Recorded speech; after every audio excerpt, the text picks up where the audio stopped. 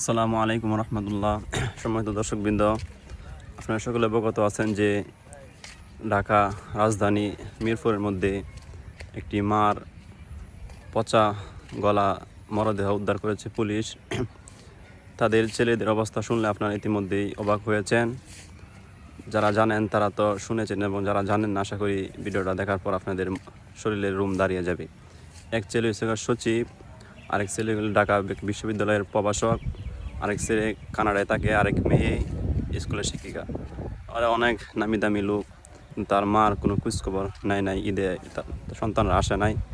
মা ঈদের আগে দুনিয়ার মায়া ত্যাগ করে চলে গেছে, কিন্তু লাশ যখন পৌঁছে দুর্গন্ধ বাইর হচ্ছে, তখন আশেপাশের লোক তারা ঘরের মধ্যে গেল, গিয়ে দেখলো মৃত পড়ে আছে।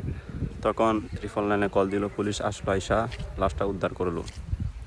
আমি আশা করব যে এরকম কোনো সন্তান যেন এরকম না হয়, যে মার খোঁজখবর, মা কত কষ্ট করে তাদের লালন পালন করে বড় করেছে, কিন্তু বড় হয়ে সেই মাকেই তারা ভুলে গেছে। এটাও একটা হত্যাকাণ্ডের মতো একটি বড় ধরনের জঘন্য অপরাধ। তাই আমি প্রশাসনকে এবং জনগণকে বলবো যে তাদের দৃষ্টান্তমূলক শাস্তি দেওয়ার জন্য এবং তার সব কয়টা পথ বাতিল করে দেওয়ার জন্য তাদেরকে আইনের আওতায় এনে তাদের সুষ্ঠু তদন্ত করে তাদেরকে বিচার করার জন্য, যে কিসের কারণে তারা মাকে এভাবে কষ্ট দিয়েছে।